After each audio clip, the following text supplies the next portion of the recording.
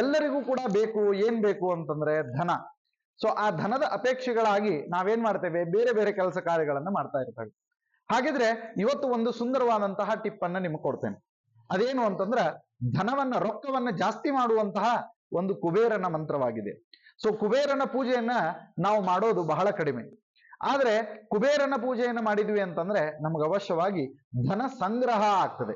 So ವ್ಯರ್ಥ ಖರ್ಚುಗಳಾಗೋದು ಬೇರೆ, ಧನ ಸಂಗ್ರಹ ಆಗೋದು ಬೇರೆ. ಸೊ ಧನ ಸಂಗ್ರಹ ಆಗುವಂಥದ್ದು ಇದು ಕುಬೇರನ ಮಂತ್ರವನ್ನ ಜಪ ಮಾಡೋಣದ್ರಿಂದ. ಎಷ್ಟೋ ಜನರಿಗೆ ಆ ಕುಬೇರನ ಮೂರ್ತಿಯ ಉಪಾಸನೆಯನ್ನೇ ಇರೋದಿಲ್ಲ. ಎಷ್ಟೋ ಜನರ ಮನೆಯೊಳಗೆ ಕುಬೇರನ ಮೂರ್ತಿಯೂ ಕೂಡ ಇರೋದಿಲ್ಲ.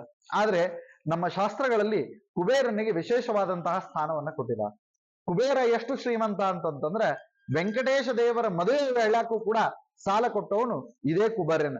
ಅದಕ್ಕೆ ಗ್ಯಾರಂಟಿ ಯಾರಿದ್ರು ಅಂತಂದ್ರೆ ಬ್ರಹ್ಮ ಮತ್ತು ಮಹೇಶ್ವರರು ಗ್ಯಾರಂಟಿ ಆಗಿದ್ರು.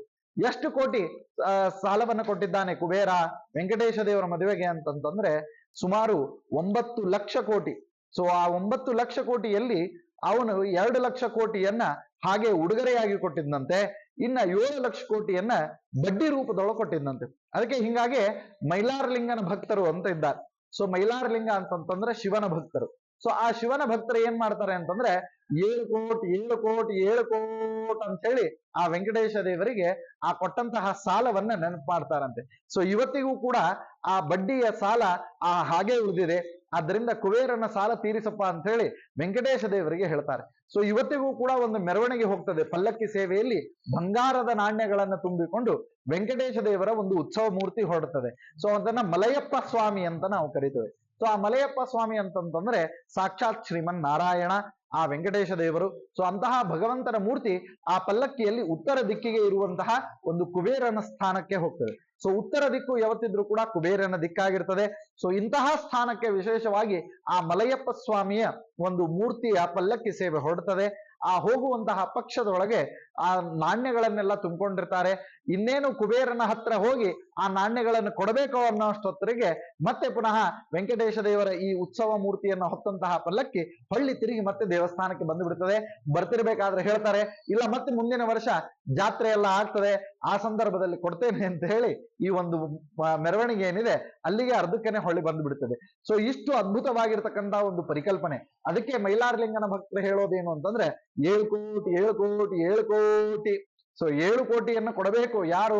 ನಾರಾಯಣ ಗ್ಯಾರಂಟಿಯಾಗಿ, ಶಿವ ಗ್ಯಾರಂಟಿಯಾಗಿ ಇದ್ದಿದ್ದಕ್ಕೆ, ಬ್ರಹ್ಮ ಗ್ಯಾರಂಟಿ ಆಗಿದ್ದಕ್ಕೆ 7 ಕೋಟಿ ಮದುವೆಗೆ ಪಡೆದಂತಹ ಸಾಲವನ್ನ ಹಿಂತಿರುಗಿಸ್ಬೇಕು ಅಂತನ್ನುವಂತ ಅರ್ಥದಲ್ಲಿ ಇದನ್ನ ಹೇಳ್ತಾರೆ. ಸೊ ಇದು ಕುಬೇರನ ಒಂದು ವೃತ್ತಾಂತವಾಯ್ತು. ಅಂದ್ರೆ ಎಷ್ಟು ಆಗರ್ಭ ಶ್ರೀಮಂತ ಆ ಕುಬೇರ ಅಂತ ಅನ್ನೋದು ಗೊತ್ತಾಗ್ತದೆ. ಹಾಗಿದ್ರೆ ಕುಬೇರನ ಉಪಾಸನೆಯನ್ನು ನಿಮಗೋಸ್ಕರವಾಗಿ ಇವತ್ತಿನ ತೆಗೆದುಕೊಂಡು ಬಂದಿದ್ದೇನೆ.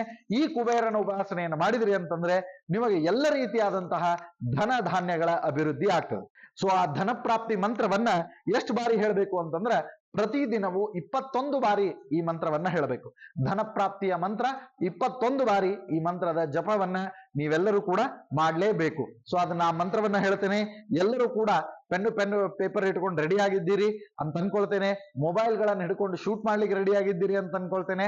ಬನ್ನಿ ಆಗಿದ್ರೆ ಆ ಕುಬೇರನ ಮಂತ್ರವನ್ನ ನಿಮಗೋಸ್ಕರ ಹೇಳ್ತೇನೆ. ಕುಬೇರಂ ತ್ವಂ ಧನಾಧೀಶ ಗೃಹೇತೆ ಕಮಲಾಸ್ಥಿತ. ಕುಬೇರಂ ತ್ವಂ ಧನಾಧೀಶ ಗೃಹೇತೆ ಕಮಲಾಸ್ಥಿತ. ನೋಡ್ರಿ ಮತ್ತೊಮ್ಮೆ ಹೇಳ್ತೇನೆ, ಕುಬೇರಂ ತ್ವಂ ಧನಾಧೀಶ ಗೃಹೇತೆ ಕಮಲಾಸ್ಥಿತ. ಮತ್ತೆ ಮುಂದಿನ ಮಂತ್ರವನ್ನ ಹೇಳ್ತಾ ಇದ್ದೇನೆ, ಲಕ್ಷಗೊಟ್ಟು ಕೇಳಿಸ್ಕೊಡ್ರಿ. ತಾಂ ದೇವಿಂ ಪ್ರೇಷಯಾಶು ತ್ವಂ ಮದ್ಗೃಹೇತೆ ನಮೋ ನಮಃ. ಏನೋ ತಾಂ ದೇವಿಂ ಪ್ರೇಷಯಾಶು ತ್ವಂ ಮದ್ಗೃಹೇತೆ ನಮೋ ನಮಃ. ಇದು ಮುಗಿದ್ಮೇಲೆ ಹೇಳಬೇಕಾದದ್ದು ಬಹಳ ಮಹತ್ತರವಾದದ್ದು, ಕುಂ ಕುಬೇರಾಯ ನಮಃ. ಸೊ ಈ ಮಂತ್ರವನ್ನ ಹೇಳಬೇಕು. ಧನ ಪ್ರಾಪ್ತಿಗಾಗಿ ಈ ಮಂತ್ರವನ್ನ ಪ್ರತಿನಿತ್ಯ 21 ಬಾರಿ ನೀವು ಹೇಳಿದ್ರಿ ಅಂತಂದ್ರೆ ಅವಶ್ಯವಾಗಿ ನಿಮಗೆ ಬರಬೇಕಾದಂತಹ ಹಣ ಬರ್ತದೆ. ನೀವು ಯಾರಿಗಾದ್ರೂ ಕೊಟ್ಟಿದ್ರಿ ಅಂತಂದ್ರೆ ಆ ಹಣ ಬಂದು ನಿಮಗೆ ಮುಟ್ತದೆ. ಇನ್ನ ಆಕಸ್ಮಿಕವಾದಂತಹ ಧನಲಾಭ ಈ ಮಂತ್ರದಿಂದ ಆಗ್ತದೆ. ಮತ್ತ ಪ್ರಮೋಷನ್ ಆಗಿ ಧನ ಏನು ವೃತ್ತಿಯಲ್ಲಿ ಹೆಚ್ಚಿನ ವೃತ್ತಿಯನ್ನ ಪಡೆದುಕೊಂಡು ಅಧಿಕಾರ ಸ್ವೀಕಾರ ಮಾಡಿ ಧನ ಪ್ರಾಪ್ತಿಯಾಗುವಂತಹ ಯೋಗ ಬರ್ತದೆ. ಸೊ ಬೇರೆ ಬೇರೆ ಮೂಲಗಳಿಂದ ನಿಮಗೆ ಎಲ್ಲ ರೀತಿಯಾದಂತಹ ಧನ ಪ್ರಾಪ್ತಿಯಾಗುವಂಥದ್ದು ಬಹಳ ವಿಶೇಷವಾಗಿದೆ. ಅದಕ್ಕೆ ಮತ್ತೊಮ್ಮೆ ಈ ಶ್ಲೋಕವನ್ನ ನಿಮಗೋಸ್ಕರವಾಗಿ ನಾನು ಹೇಳ್ತಾ ಇದ್ದೇನೆ. ಕುಬೇರಂ ತ್ವಂ ಧನಾಧೀಶ ಗೃಹೇತೆ ಕಮಲಾಸ್ಥಿತ. ತಾಂ ದೇವಿಂ ಪ್ರೇಷಯಾಶುತ್ವಂ ಮದ್ಗೃಹೇತೆ ನಮೋ ನಮಃ ಕುಂಕುಬೇರಾಯ ನಮಃ ಅಂತನ್ನುವಂತಹ ಈ ಮಂತ್ರ. ಸೊ ಇದನ್ನ 21 ಸಾರಿ ನೀವು ಸ್ನಾನದ ನಂತರದಲ್ಲಿ ದೇವರ ಮುಂದೆ ದೀಪವನ್ನ ಹಚ್ಚಿ, ಅದರಲ್ಲೂ ಕೂಡ ಉತ್ತರಕ್ಕೆ ಮುಖ ಮಾಡಿ ನಿಂತುಕೊಂಡು, ಇದು ಬಹಳ ಮುಖ್ಯ. ಸೊ ಯಾವ ದಿಕ್ಕಿಗೆ ಇದನ್ನ ಮಂತ್ರವನ್ನ ಹೇಳಬೇಕು ಅಂತಂದ್ರೆ ಉತ್ತರಕ್ಕೆ ಮುಖ ಮಾಡಿ ನಿಂತುಕೊಂಡು ಶುದ್ಧತೆಯಿಂದ ದೇವರ ಮುಂದೆ ದೀಪವನ್ನ ಹಚ್ಚಿ ನೀವು ಈ ಮಂತ್ರವನ್ನ 21 ಬಾರಿ ಹೇಳಬೇಕು. ಅಕಸ್ಮಾತ್ತಾಗಿ ನಿಮ್ಮ ಮನೆಯಲ್ಲಿ ಕುಬೇರನ ಮೂರ್ತಿ ಇತ್ತು ಅಂತಂದ್ರೆ ಆ ಕುಬೇರನ ಮೂರ್ತಿಯನ್ನ ಉತ್ತರ ಭಾಗಕ್ಕೆ ಮುಖ ಮಾಡಿ ಇಡಬೇಕು. ಸೊ ಉತ್ತರ ಭಾಗಕ್ಕೆ ಮುಖ ಮಾಡಿ ಇಟ್ಟು, ಸೊ ನೀವು ಕೂಡ ಉತ್ತರಕ್ಕೇನೆ ನಿಂತುಕೊಂಡು ನೀವೇನ್ ಮಾಡ್ಬೇಕಪ್ಪ ಅಂತಂತಂದ್ರ ಕುಬೇರನ ಮಂತ್ರದ ಪಠಣೆಯನ್ನ ಮಾಡಬೇಕಾದದ್ದು. ಕುಬೇರನ ಮಂತ್ರದ ಪಠಣೆಯನ್ನ ಮಾಡಬೇಕಾದದ್ದು. ಸೊ ಈ ಮಂತ್ರದ ಅರ್ಥವೊಮ್ಮೆ ತಮಗೆ ಹೇಳ್ಬಿಡ್ತೇನೆ. ಏನು ಅಂತಂದ್ರೆ ಕುಬೇರಂ ತ್ವಂ ಧನಾಧೀಶ, ಕುಬೇರ ನೀನು ಧನಕ್ಕೆ ಅಧಿಪತಿಯಾಗಿದ್ದೀಯಾ. ಗೃಹೇತೆ ಕಮಲಾಸ್ಥಿತ, ಸೊ ನೀನು ಎಲ್ಲಿರ್ತೀಯಾ ಅಂತಂತಂದ್ರೆ ಆ ಲಕ್ಷ್ಮಿಯ ಒಟ್ಟಿಗೆ ಸನ್ನಿಧಾನ ಉಳ್ಳವನಾಗಿರ್ತೀಯಾ. ಸೊ ಮನೆಯೊಳಗೆ ಯಾವತ್ತಿದ್ರೂ ಕೂಡ ನೀನು ಏನಪ್ಪಾ ಅಂತಂದ್ರೆ ಲಕ್ಷ್ಮಿಯ ಜೊತೆಗೆ ನಿನ್ನ ವಾಸವಿರ್ತದೆ. ಸೊ ಲಕ್ಷ್ಮಿಯ ವಾಸನಾಗಿರ್ತಕ್ಕಂತಹ ನೀನು ಆ ಕಮಲದ ಹೂ ಏನಿರ್ತದೆ ಆ ಕಮಲದ ಹೂವಿನಲ್ಲಿ ಲಕ್ಷ್ಮಿಯ ಜೊತೆಗೆ ನೀನು ವಾಸವಾಗಿರ್ತೀಯಾ. ತಾಂ ದೇವಿಂ ಪ್ರೇಷಯಾಶುತ್ವಂ, ನೀನೇನ್ ಮಾಡು ಅಂತಂತಂದ್ರೆ ತಾಯಿಯಾದಂತಹ ಲಕ್ಷ್ಮೀ ದೇವಿಯನ್ನ ಹೇಳಿ ಕಳಿಸು, ಬಾ ಇವ್ರ ಮನೆಗೆ ಹೋಗು.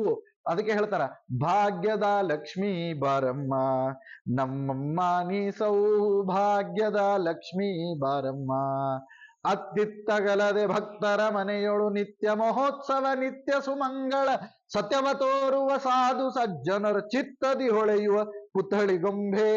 ಸೊ ಅದಕ್ಕೆ ಈ ರೀತಿಯಾಗಿ ಆ ತಾಯಿಯನ್ನ ತಾಂ ದೇವೀಂ ಪ್ರೇಷಯಾಶುತ್ವಂ ಮದ್ಗೃಹೇತೆ ನಮೋ ನಮಃ, ನಮ್ಮ ಮನೆಗೆ ನೀನು ಕಳಿಸುವಂತವನಾಗು ಅಂತನ್ನುವಂತಹ ಪ್ರಾರ್ಥನೆ ಈ ಕುಬೇರನ ಮಂತ್ರದಿಂದ ಬರ್ತದೆ. ಈ ಹೊತ್ತಿನವರೆಗೆ ಧನಪ್ರಾಪ್ತಿಗಾಗಿ ಕುಬೇರ ಮಂತ್ರವನ್ನ ಕೇಳಿದ್ವಿ.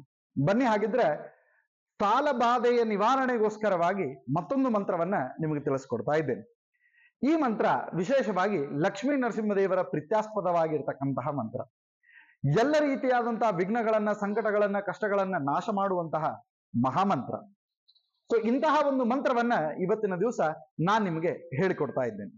ಸೊ ಈ ಮಂತ್ರದ ಪಠಣೆಯಿಂದ ಎಲ್ಲ ರೀತಿಯಾದಂತಹ ಸಾಲ ಬಾಧೆಯ ನಿವೃತ್ತಿ ಶತಸಿದ್ಧ. ಸೊ ಸಾಲ ಮಾಡ್ಕೊಂಡಿರ್ತೇವೆ ಜೀವನದೊಳಗ. ಈ ಸಾಲ ಬಾಧೆಯನ್ನ ಪರಿಹಾರ ಮಾಡ್ಕೊಳ್ಳಿಕ್ಕೆ ಇದು ಬಹಳ ಸುಂದರವಾಗಿರ್ತಕ್ಕಂತಹ ಉಪಾಯ.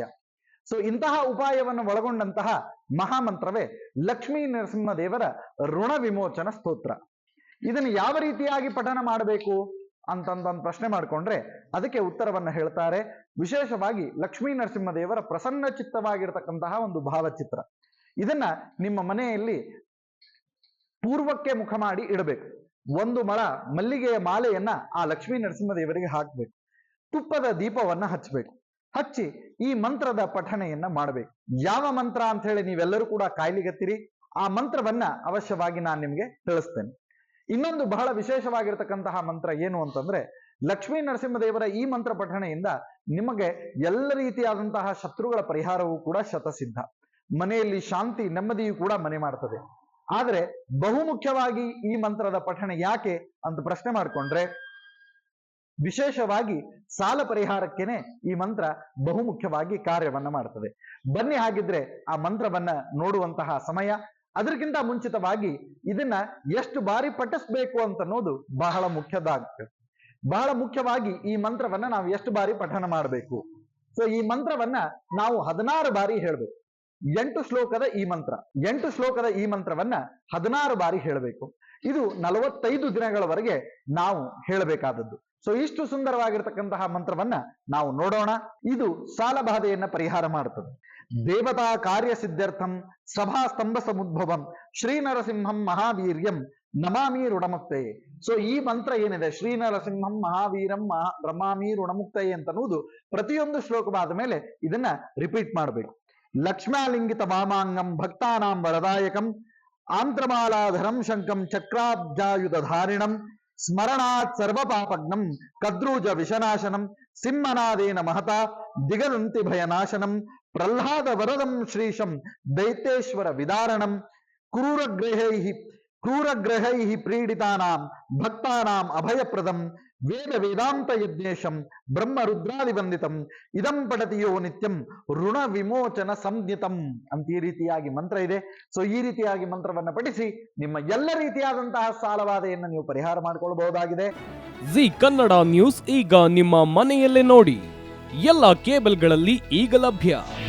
ನಿಮ್ಮ ನೆಚ್ಚಿನ ಜಿ ಕನ್ನಡ ನ್ಯೂಸ್ ಈಗ ಸನ್ ಡೈರೆಕ್ಟ್ ನಲ್ಲಿ number 292, Tata play number 1664, Jio TV number 1334, NXT digital number 30, in cable number 30, city networks 51, U digital number 162, GTPL number 17, Rockline telecommunications number 42, Shri Basaveshwara cable number 168, rural cable network 60, Vinayaka digital 57, Abhishek cable 821, city channel 53, Siddeshwara cable network 57, V4 digital Infotech 628, Surya digital networks 53, Gajanan digital number 836, Malnad Infotech Private Limited number